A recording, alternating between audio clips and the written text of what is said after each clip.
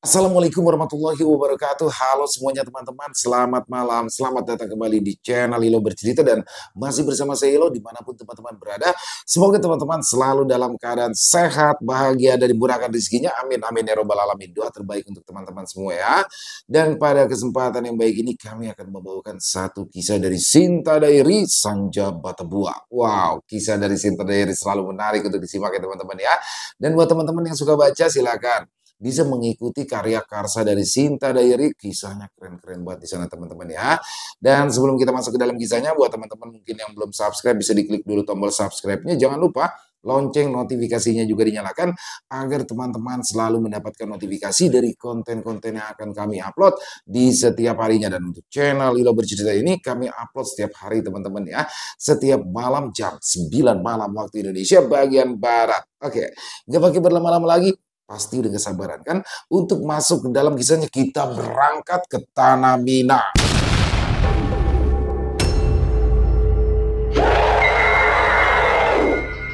Asmara berdarah antara dua dunia. Sanja Batabua.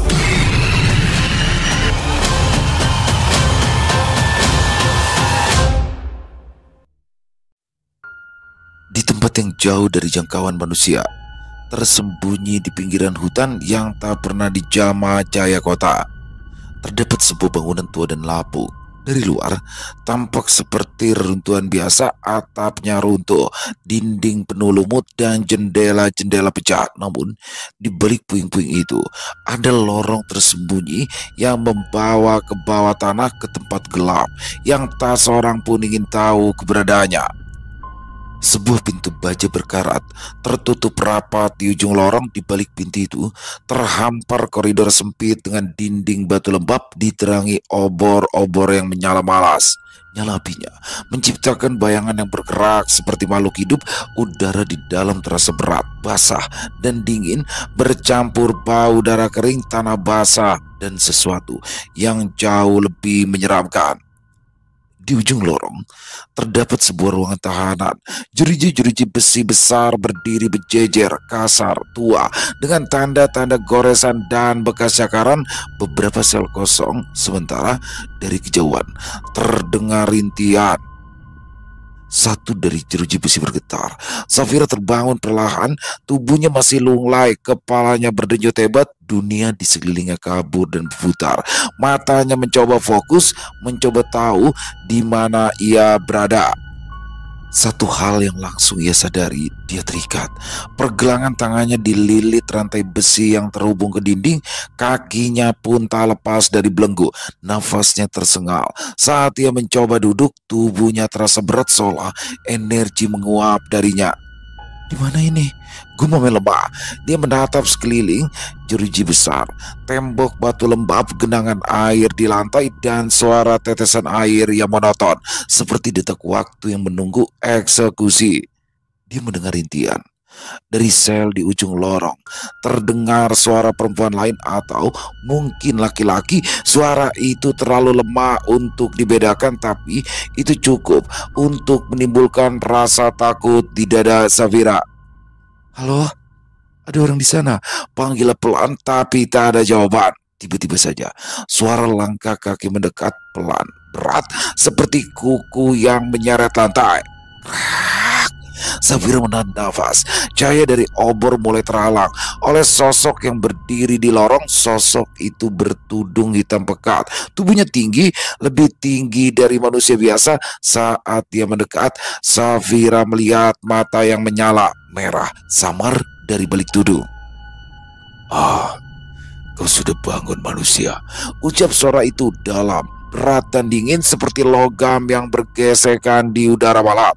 Safira berusaha terlihat kuat meski tubuhnya masih lemah. "Siapa kau? Kenapa kau ada di sini?" Sosok itu tidak langsung menjawab. Dia menatap Safira seolah menilai sesuatu yang sangat berharga, seolah meneliti seekor hewan percobaan yang istimewa. Lalu dia berbicara. Suaranya seperti desisan ular yang menggoda. "Darahmu mengandung sesuatu yang tidak dimiliki oleh manusia biasa. Kau istimewa. Namamu Safira, bukan?" Kau bukan hanya mangsa, kau adalah kunci. Apa maksudmu? Aku cuma mahasiswa biasa. Lepaskan aku. Jerit Safira mulai memberontak-berontak. Meski rantai-rantai di tubuhnya tak memberinya ruang untuk bergerak bebas. Tiba-tiba sosok lain muncul di belakangnya, lebih besar dan lebih liar. Suara geraman terdengar dari balik kegelapan. Lalu seekor makhluk melangkah keluar dari bayangan tinggi berotot. Tubuhnya dipenuhi bulu kehitaman, matanya kuning menyala. Cakar panjang mencakar lantai batu saat ia berjalan. Manuang harimau. Safira terdiam, tubuhnya membeku. Rasa takut menyerangnya seperti gelombang besar yang tak terbendung. Dia menatap makhluk itu, bibirnya bergetar tanpa suara. Jangan cemas, belum waktunya kau diambil, ucap si bunian gelap sambil menoleh ke manuang harimau. Makhluk itu mengendus, lalu mendekati jeruji. Cakar mencekram jeruji. Wajahnya mendekat hanya beberapa inci dari Safira. Nafas panas menyentuh wajah Safira. Oh, kau begitu enak. Suara parau itu membuat jantung Safira seakan berhenti. Pergi, jangan sentuh aku, teriak akhirnya. Dengan keberanian terakhir yang ia punya, manuang harimau tertawa pendek. Suara tawa yang lebih mirip geraman bercampur ejekan. Aku suka yang melakukan perlawanan, bisiknya. Bunian gelap memukul jeruji dengan tongkat hitam miliknya, memanggil makhluk itu kembali. Cukup, biarkan dia. Dia bukan untuk kau mangsa. Kita butuh dia utuh sampai malam ritual. Safira membelalak. Apa yang ingin kalian lakukan padaku? Tapi keduanya sudah membalikan badan dan mulai menjauh, meninggalkan Safira sendirian.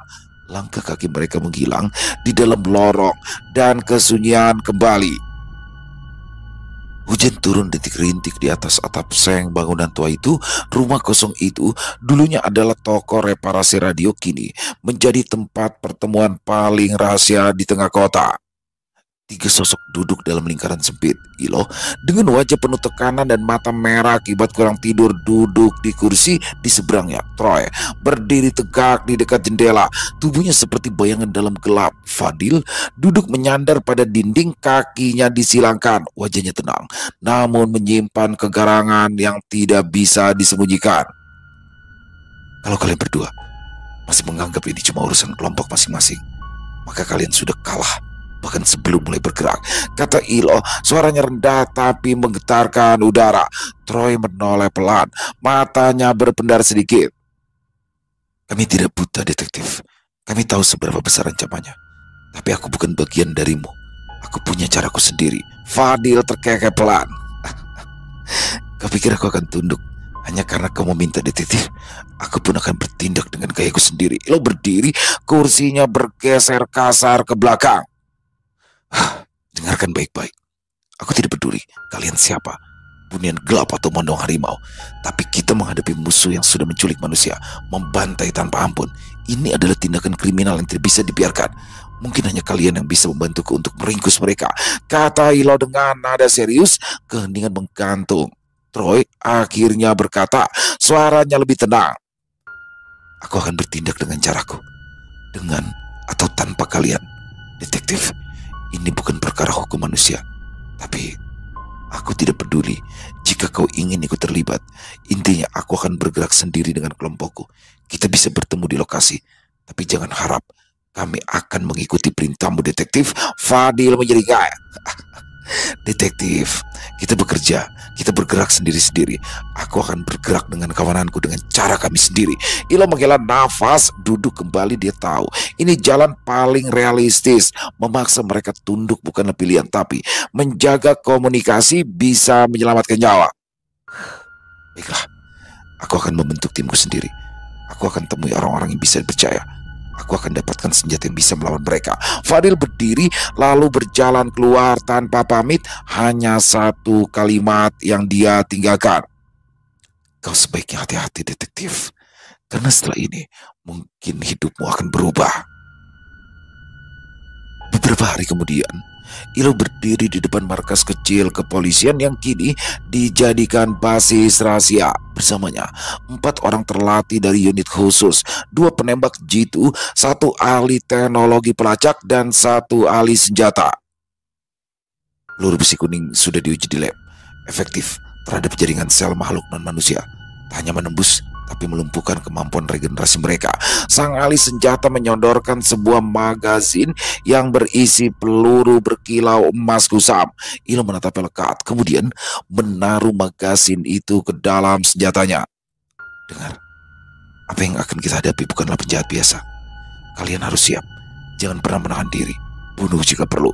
Baik, bisa dipahami. Di tempat terpisah, Troy dan pasukannya. Troy berdiri di tengah markas rahasia Bunian Gelap, sebuah reruntuhan bangunan bawah tanah di bawah perpustakaan tua. Di belakangnya, Durma dan 2 Bunian Gelap lainnya mempersiapkan perlengkapan. Target kita sudah teridentifikasi. Lokasi persembunyian organisasi pemburu, anggap saja itu namanya. Mereka berada di jalur barat lembah. Mereka aktif memindahkan tawanan. Durma menatap Troy. Apa kita akan benar-benar bertindak bersama dengan manusia? Troy menjawab sambil mengencangkan sarung senjatanya. Kita tidak berjalan bersamaan. Kita hanya berjalan ke arah yang sama. Pastikan tidak ada yang menyentuh detektif Ilo. Dia akan berguna bagi kita di masa depan nanti. Durma mengangguk. Dipahami. Di sisi lain, Fadil dan manuang harimau lainnya. Di tengah kabut tipis hutan, Fadil berdiri di tengah lingkaran manuang harimau. Begindo, sosok senior dan pimpinan manuang harimau dengan jubah kulit dan kalung taring harimau, menatapnya dari seberang api unggun. Fadil, apa kau yakin ingin menyelamatkan manusia itu? Hanya 1 manusia. Fadil menjawab tenang tapi mantap. Dia bukan sekedar manusia, Begindo. Jika dia tertangkap dan mereka mengetahui keistimewaan Safira, dunia ini bisa kacau. Sesuatu yang buruk akan terjadi, dan mungkin perang masa lalu akan kembali pecah. Bagindo mendengus, lalu ia berdiri. Aku rasa bukan itu alasanmu, Fadil. Kau menyukai wanita manusia itu, bukan? Bodoh. Bangsa kita tidak pernah bisa mendekati manusia lebih dekat. Hubungan dengan manusia itu terlarang. Kau tahu konsekuensinya, bukan? Bukan untuk dirimu, tapi untuk manusia itu. Fadil menggeram. Ini bukan soal perasaan, Bagindo. Tapi jika para bunian itu mendapatkan darah Safira, mereka akan semakin tidak terkalahkan, dan kita akan disingkirkan cepat atau lambat. Bagindo tersenyum sinis. Itu hanya alasanmu saja, Fadil. Aku akan bergerak sendiri jika memang kalian tidak mau membantu, tegas Fadil. Datua Iskandar kemudian muncul dari arah belakang mereka. Sudahlah, pergilah kalian. Ada benarnya yang dikatakan Fadil. Selamatkan manusia itu. Bagindo tak berani membantah. Baik Datua. Malam itu, langit merah kehitaman menyelimuti kota. Di markas kecilnya, Ilo memberikan pengarahan kepada timnya. Target kita bukan manusia. Jangan ragu. Jika mereka menyerang, jangan pikirkan penangkapan. Prioritaskan penyelamatan diri kalian. Tujuan kita adalah mengungkap dalang dari tragedi yang telah terjadi baru-baru ini. Kita tidak boleh gagal. Salah satu anggota timnya bertanya, bagaimana kita tahu siapa kawan siapa musuh? Ilo menjawab cepat. Kalau mereka menyerang kita lebih dulu, itu musuh. Kita bergerak malam ini. Ilo mengangkat senjatanya, lalu mengenakan rompi besi kuning di balik jaket kulit. Di berbagai titik, ketika kelompok itu mulai bergerak, Troy dan Bunian Gelap menyelinap dalam bayangan. Berjalan tanpa suara, Fadil dan para manuang harimau berlari cepat melintasi hutan dengan kecepatan luar biasa. Ilo dan pasukan elit kepolisian menggunakan kendaraan lapis baja kecil yang dilengkapi sistem pelacak panas. Mereka bertiga, manusia, Bunian Gelap dan manuang harimau, memiliki satu tujuan sama namun berbeda. Tujuan utama, menyelamatkan Safira dan memutus akar dari semua masalah yang baru-baru ini terjadi. Dan malam itu, tanpa mereka sadari, roda peperangan mulai bergerak. Peperangan yang tidak lagi mengenal batas antara dunia manusia dan dunia yang tersembunyi di balik bayang-bayang. Langit malam membentang kelam di atas pegunungan Minangkabau. Di antara deretan pepohonan yang tinggi menjulang dan suara serangga malam yang menggema, suara langkah kaki bergema teratur, mereka tidak seperti pendidikan biasa. Setiap orang dalam rombongan ini memiliki keahlian bertempur dalam diam dengan ilmu bela diri dan pelindung dari jimat-jimat pusaka. Gindo, lelaki parubaya dengan sorot mata tajam dan kain hitam menutupi sebagian wajah, berjalan di barisan paling depan. Di tangan kirinya tergenggam keris pusaka berpola urat darah. Dia memandang ke arah barat, ke arah tempat langit tampak lebih kelam dari biasanya. Kita akan bertindak cepat. Malam ini kita akan bereskan semuanya. Musuh kita hanya mereka yang bukan manusia. Gumam rendah namun tegas salah satu pengikutnya, Rajo Mudo, lelaki bertubuh kekar dengan luka panjang di wajahnya, melangkah ke sisi Gindo. Ini yang telah aku tunggu-tunggu. Sejak lama aku bisa membalaskan dendamku. Keluargaku yang mereka bunuh, para budian keparat itu akan menerima ganjarannya. Gindo mengangguk pelan. Itu pasti, tapi tetap hati-hati. Jangan bertindak gegabah. Kita akan bertindak secara tim. Jangan melakukan aksi sendirian. Suara menggema dari kejauhan, sebuah ledakan kecil di sisi bukit. Beberapa burung berterbangan panik dari kanopi pepohonan. Gindo mengangkat tangan dan rombongan itu langsung berhenti. Mereka sudah mulai bergerak. Kita percepat langkah. Rombongan itu kemudian menyebar. Sebagian bergerak ke dataran rendah, menyusuri jalur sungai yang diduga menjadi jalur distribusi rahasia organisasi. Sebagian lain dipimpin Rajo Mudo menyelinap ke sebuah kota kecil yang menjadi titik awal perburuan organisasi tersebut. Gindo sendiri mengambil jalur paling berbahaya, melewati hutan larangan yang dipercaya lintasan para makhluk yang bukan manusia.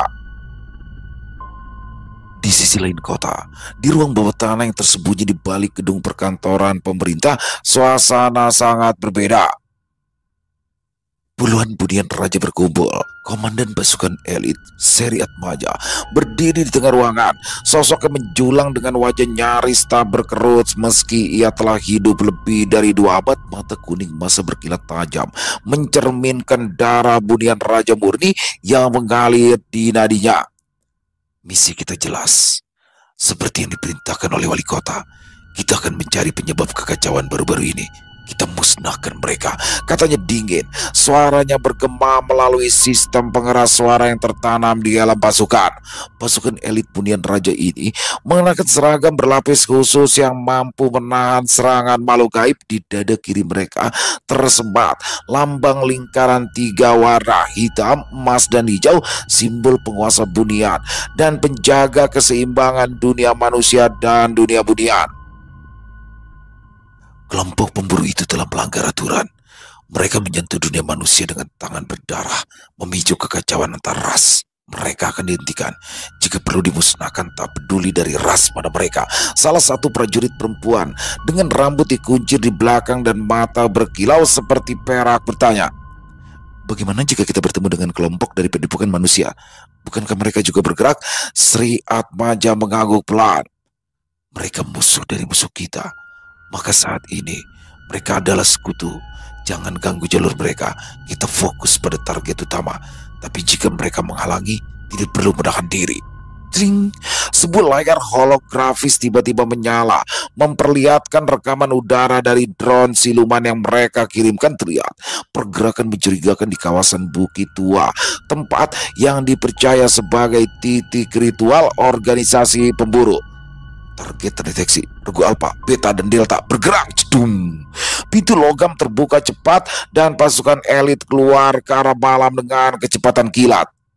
Di malam yang sama, tanpa suara dan tanpa kemewahan, kedua pasukan ini bergerak. Gindo dan padepokannya menembus hutan dengan ilmu peredam langkah, berkomunikasi lewat getaran tanah dan sinyal jimat. Sementara itu, pasukan elit bunian raja bergerak cepat di atap-atap gedung, menyusup ke jaringan bawah tanah dan lorong rahasia kota.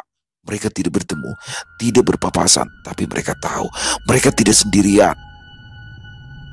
Gindo sempat berhenti di sebuah batu besar yang mengandung ukiran kuno. Dia menyentuhnya dengan telapak tangan dan ukiran itu menjala samar.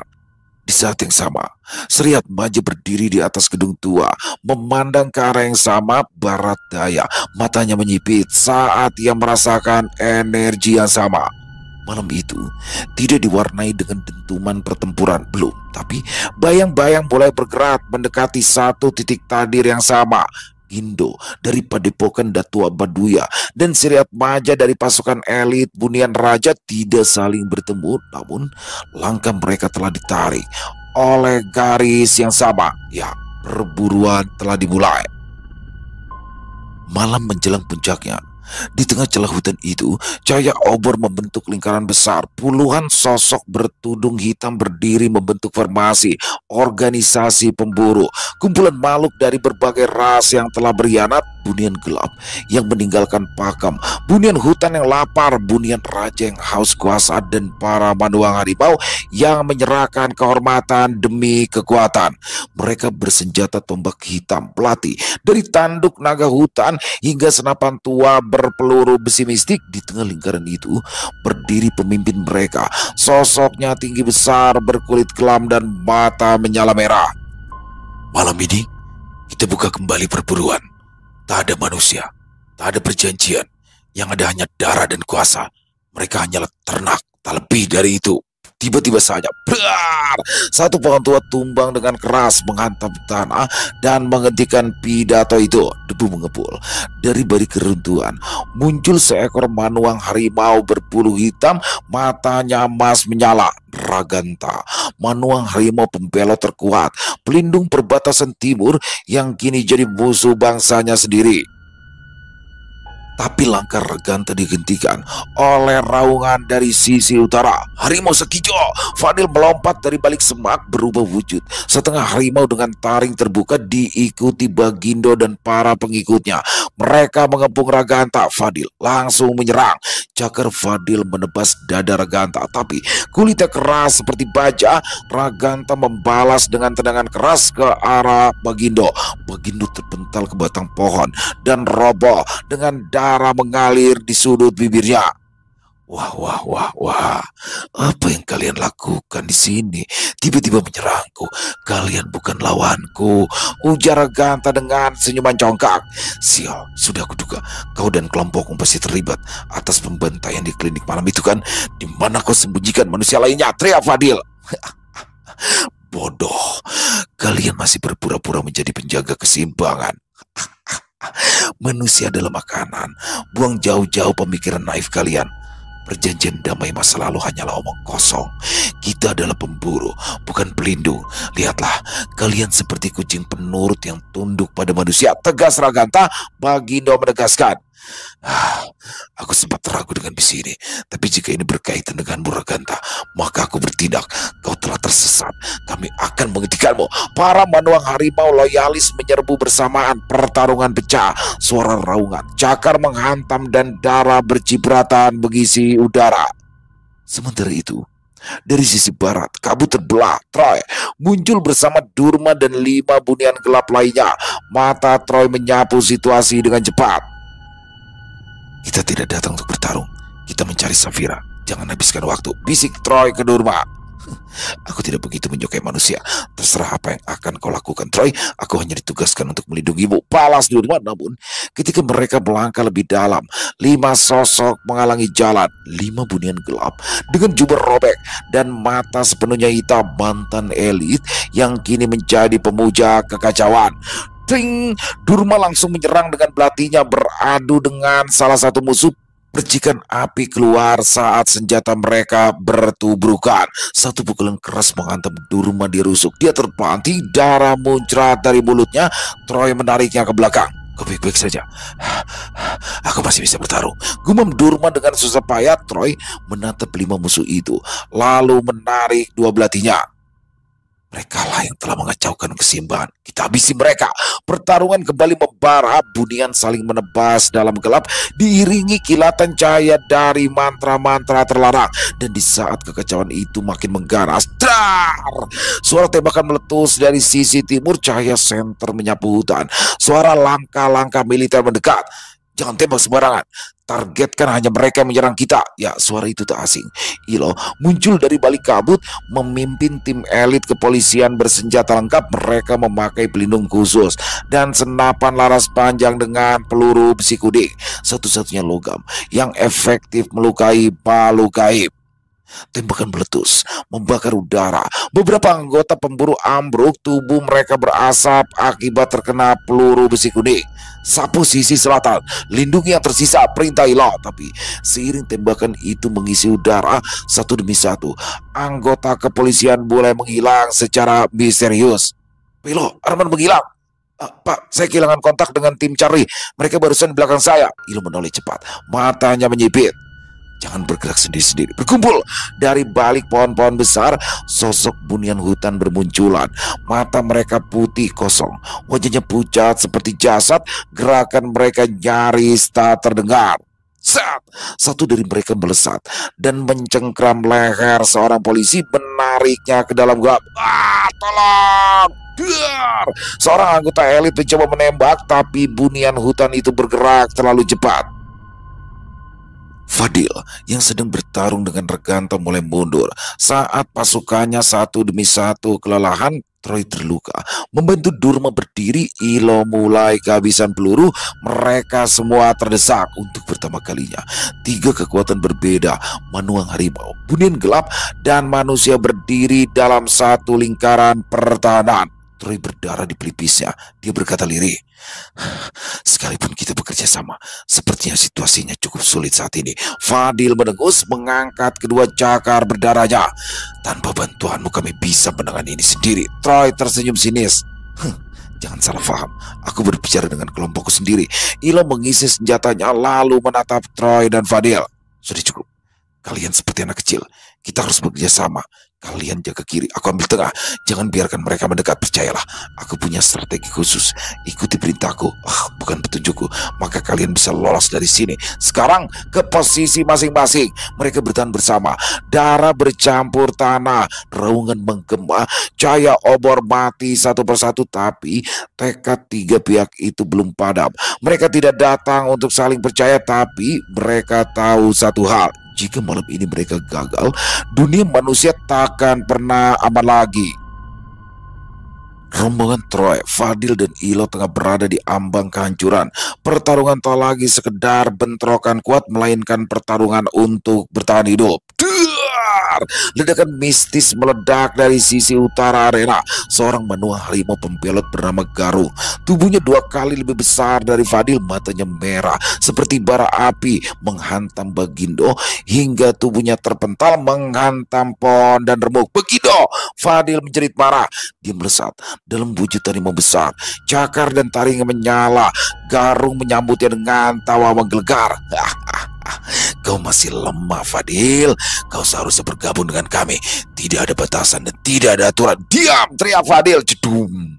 Tubuh mereka bertabrakan, menciptakan gelombang kejut yang memecah tanah.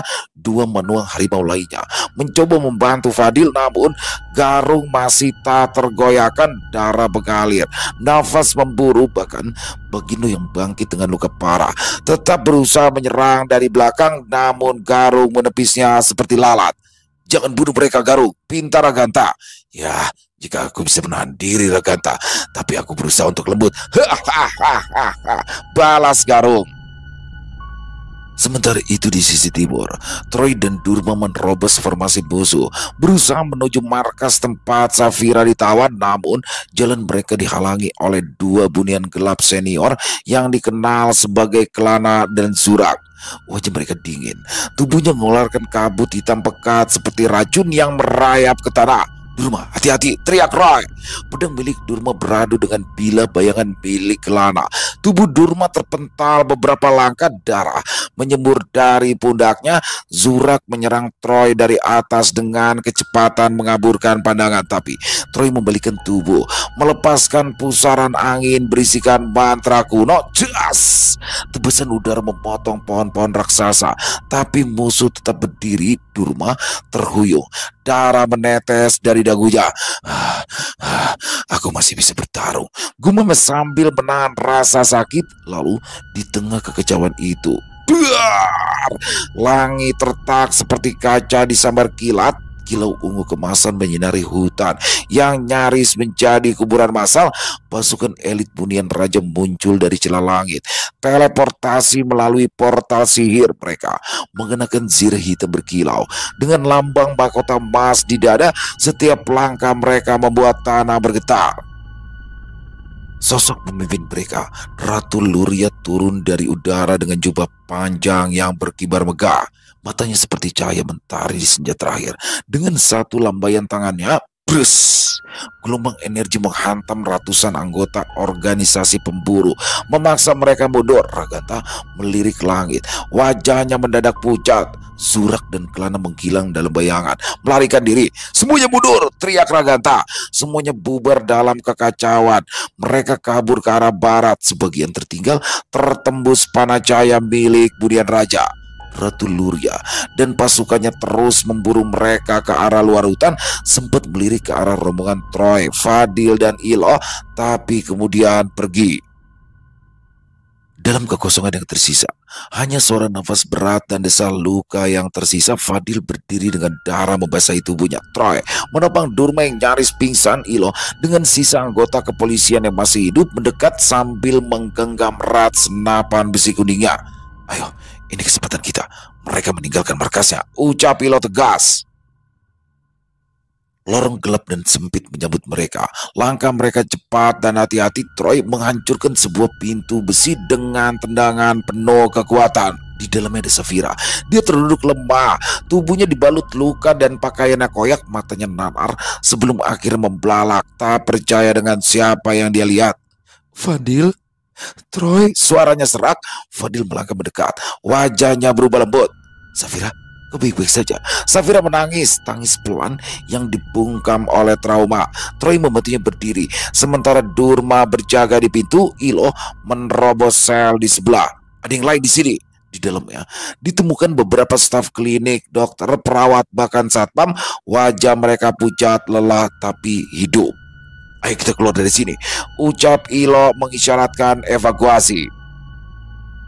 Di tempat lain, Gindo dan pendekar dari padepokan akhirnya tiba di sisi lain markas organisasi pemburu. Namun tujuan mereka bukanlah penyelamatan. Bunuh semuanya, jangan ada yang lolos, perintah Gindo. Matanya dingin seperti batu.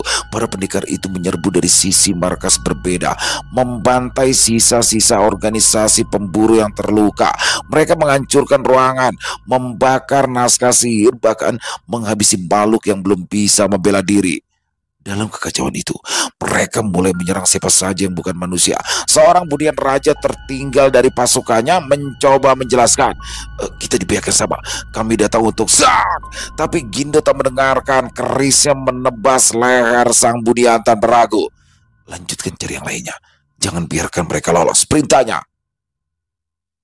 Beberapa pendekar ragu, tapi mereka tetap mengikuti. Bentrok kecil pecah antara Gindo dan pasukan elit Bunian Raja yang kembali dari pengejaran. Mereka tidak bertempur besar, hanya saling menghindar, tapi ketegangan tetap terasa. Api dendam sudah menyala. Fadil mengangkat Saphira di punggungnya.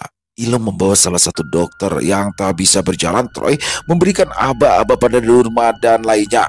Segera tinggal ke tempat ini. Mereka bergerak cepat, menghindari lorong-lorong yang mulai terbakar. Saat mereka mencapai hutan luar, langit mulai cerah. Matahari pagi mengintip, menyinari wajah lelah mereka. Saphira berkata dengan gemetar, "Aku pikir aku tidak akan bisa melihat kalian lagi." Fadil menatapnya sebentar. "Selama aku masih hidup, aku akan selalu melindungimu, Saphira. Maaf kalau aku terlambat." Ilo melihat ke belakang. Suara jeritan, denting senjata, dan aroma darah masih terdengar dari dalam markas. Namun Ilo tahu tak bisa terlibat lebih jauh lagi. Timnya sudah lelah dan terluka. Ilo mencari alasan tepat setelah ini atau karirnya akan berakhir. Malam itu, kota kembali berjalan seperti biasa, seolah tak pernah ada pertarungan di tengah hutan, seolah dunia belum pernah hampir runtuh dengan tangan para pemburu bayangan. Tapi bagi mereka yang terlibat, luka di hati dan jiwa belum benar-benar sembuh. Beberapa hari kemudian, Semuanya nampak terlihat baik-baik saja. Semakin hari, Safira pun lebih sering terlihat bersama Troy karena setelah kejadian malam itu, Fadil jarang terlihat. Safira melangkah menyusuri trotoar kampus, mengenakan jaket abu-abu dan tas yang mulai lusuh. Langkahnya pelan, bekas trauma masih membekas di dalam tubuh dan pikirannya. Tapi ada satu hal yang membuatnya bisa tersenyum di hari itu, Troy. Di kejauhan, mobil sport hitam metalik terparkir mencolok. Berdiri di sampingnya, mengenakan pakaian kasual tapi berkelas, Troy menyandarkan tubuhnya ke pintu mobil sambil melambaikan tangan ke arah Safira. "Apakah sudah siap?" tanya Troy dengan senyum yang jarang ia tunjukkan ke siapapun selain gadis itu. Safira mengangguk. "Oke, aku siap. Aku harus membeli beberapa kebutuhan. Kebetulan sekali kau mau menemani aku, Troy." Troy membuka pintu untuknya dengan senang hati. "Silakan masuk." Suara pintu mobil tertutup. Mobil itu melaju meninggalkan halaman kampus. Mereka berdua seolah hidup di dunia lain yang hanya mereka berdua mengerti, dunia yang tak lagi hitam dan putih. Troy melirik Safira di tengah lalu lintas sore itu. "Bagaimana kabarmu hari ini?" Safira terdiam sejenak. "Aku masih mimpi buruk tentang ruang tahanan itu. Tapi aku baik-baik saja kok. Dan ada satu hal yang membuatku tetap senang." "Oh ya? Apa itu?" "Ah, tidak, lupakan." "Terima kasih, Troy," jawab Safira pelan tapi pasti. Mobil seolah sunyi. Troy tidak menjawab, tapi sorot matanya melembut. Dia tahu ada sesuatu yang berubah di antara mereka. Hubungan yang melampaui batas manusia dan makhluk gaib. Sesuatu yang bahkan dia sendiri tidak yakin bisa dikendalikan. Mereka tiba di mall pusat kota. Langkah kaki mereka berdua menarik perhatian banyak orang. Troy terlalu tampan, terlalu tenang, terlalu misterius untuk menjadi manusia biasa. Tapi Safira tak peduli. Mereka masuk ke dalam butik, lalu ke toko buku, ke kafe, apapun yang Safira lihat dan pegang, Troy langsung membayar tanpa banyak tanya. "Saya bayar semuanya. Masukkan ke dalam tas belanja. Terima kasih," kata Troy pada kasir yang masih tertegun. "Ini terlalu banyak, Troy," ujar Safira ketika mereka duduk di kafe sambil meminum minuman dingin berembun. "Percayalah, aku tidak akan miskin. Bahkan jika kau mau, aku bisa belikan mall ini untukmu," jawab Troy. "Sombong, enak ya jadi orang kaya. Memangnya orang tuamu kerja apa, Troy?"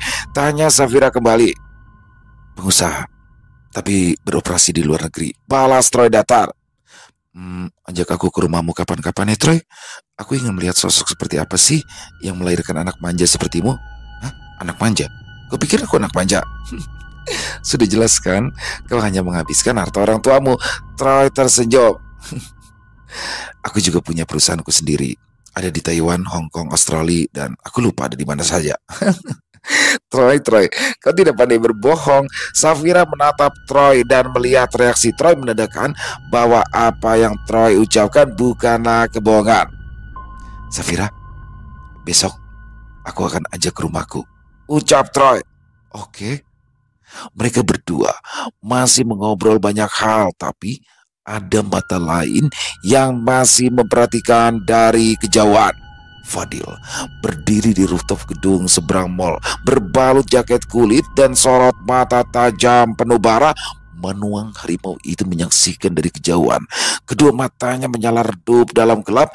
Dia bisa saja menghentikan semuanya, tapi dia tahu itu bukanlah cara yang bijak. Dia tahu dia terlambat. Durma muncul di sampingnya, bunian gelap yang selalu mengikuti Troy dari kejauhan. "Tidak perlu waspada. Aku tidak mengincar Troy. Aku hanya memastikan Safira aman," ucap Fadil tanpa menoleh. "Entah apa yang menarik ya dari wanita itu. Jika kau bergerak mencurigakan, kau akan menyesal," kata Durma setengah mengancam. Fadil terdiam, tatapannya tidak berubah. Senja tiba. Troy mengantar Safira pulang ke rumah. Mobil berhenti tepat di depan pagar rumah kecil nan sederhana milik keluarga Safira.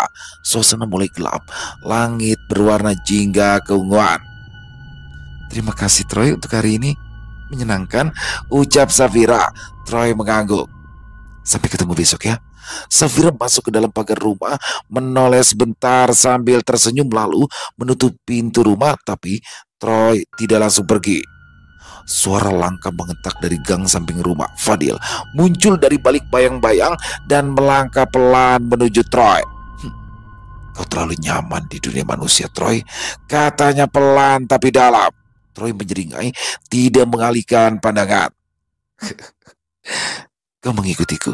Sejak kami keluar dari kampus kan? Fadil tidak menjawab, dia mendekat. Jarak mereka kini hanya tinggal beberapa langkah. Dia bukan untukmu. Kau adalah bunian gelap, makhluk yang hidup dari kegelapan. Dan dia manusia. Kau hanya akan menyeret ke dunia yang lebih gelap dari penjara tempat dia disekap. Tegas Fadil. Troy menghela nafas panjang. Dia mencoba tetap tenang. Tahu apa kau tentang aku? Tapi Safira, membuatku ingin menjadi lebih baik. Kau tidak akan pernah mengerti. Aku mengerti terlalu banyak, terlalu dalam. Dan itulah alasan kenapa aku menyuruhmu menjauh dari Safira. Desis Fadil. Udara terasa semakin berat. Dua makhluk dari dua ras berbeda itu saling menatap. Tak ada yang bergerak, tapi ketegangan bisa dirasakan hingga udara di sekitarnya terasa membeku. Oh, jadi ini bukan tentang Safira kan? Ini tentang perasaanmu. Troy akhirnya menyimpulkan. Brak! Fadil menghantam dinding beton di sampingnya. Dengan pukulan satu tangan, retakan muncul. Tapi wajahnya tetap tenang. Jangan paksa. Aku memilih jalan kekerasan, Troy. Katanya tajam. Troy melangkah ke dalam mobil. Aku tidak ingin bertarung denganmu, Fadil. Tapi ya, aku juga tidak ingin mundur. Jika kau ingin aku pergi darinya, maka aku siap untuk bersaing. Mobil Troy melaju pelan, meninggalkan Fadil yang berdiri sendiri di bawah sinar lampu jalan. Sial, Fadil mendengus kesal. Hujan turun berintik-rintik di atas gedung kepolisian pusat kota. Lampu-lampu redup menyala di lorong panjang yang sepi. Di salah satu sudut, detektif Ilo duduk di balik meja kayu yang sudah menemaninya bertahun-tahun. Berkas-berkas tersebar, sebagian sobek, sebagian basah terkena tetesan dari langit-langit yang bocor. Ilo menghela nafas panjang, tangannya gemetar saat mengambil amplop putih yang bertuliskan pengunduran diri. Ya, dia sudah menulis surat itu 3 hari lalu. Dunia terlalu luas, terlalu gelap, dan dia tak lagi percaya bahwa keadilan bisa ditegakkan hanya dengan pasal dan prosedur. Jika aku ceritakan yang sebenarnya, aku akan dicap gila. Dan kalau aku diam, aku pasti disalahkan. Dia berdiri di satu sisi ruangan, sebuah lemari besi terbuka separuh. Di dalamnya tergantung rompi anti peluru penuh bekas cakaran dan senjata yang pelurunya terbuat dari besi kuning. Satu-satunya bukti yang tak pernah bisa diajukan ke pengadilan. Pintu ruangan terbuka. Milo, seorang anggota muda masuk dengan wajah tegang namun penuh semangat. Rapat mendadak. Anda diminta datang ke aula. Ilo mengernyit. Rapat, gumam yang pelan. Ya, dia yakin bahwa dia akan dipecat. Tanpa berkata apa-apa, dia membawa map. Surat pengunduran diri diselipkan di dalam. Langkah kakinya berat. Lorong-lorong gelap, seolah tahu apa yang ia rasakan. Begitu Ilo membuka pintu, tepuk tangan langsung meledak seperti dentuman senapan di tengah malam. Selamat, selamat Pak Ilo, selamat. Hampir seluruh jajaran kepolisian berkumpul. Bahkan wartawan lokal dan pejabat Pemkot hadir. Spanduk raksasa terbentang di belakang podium. Penghargaan kepada Ilo, pahlawan kota. Ilo berdiri kaku, mulutnya sedikit terbuka. Dia menoleh ke kanan dan kiri, berusaha memahami situasi. Seorang pria parubaya menghampirinya, komandan besar kepolisian wilayah. Di sampingnya, seorang wanita dengan jas dinas resmi yang tak lain adalah wakil wali kota. Kami berhutang nyawa pada Anda, Pak Ilo, ucap sang wakil wali kota sambil menjabat tangannya erat. Berkat penyelidikan Anda, para pelaku pembantaian di universitas dan klinik berhasil dikenali. Mereka adalah penjahat internasional, buronan yang sudah lama kami kejar. Bukti Anda cukup untuk menangkap jaringan mereka di 3 provinsi. Ilo tercekat. Bukti jaringan. Dia belum sempat berkata apa-apa ketika seorang ajudan menyerahkan map baru yang berisikan foto-foto dan hasil forensik. Yang anehnya, tidak ada dalam data aslinya, semuanya terlihat sangat manusiawi, terlalu manusiawi. Kami paham Anda tidak bisa menyampaikan semuanya, tapi wali kota tahu beliau merekomendasikan Anda langsung ke pusat. Dan hari ini Anda resmi menjadi kepala divisi kriminalitas dan intelijen khusus. Kembang api meledak dari luar gedung, sorak-sorai menggema, kamera berkedip, Ilo hanya berdiri terpaku di tangannya.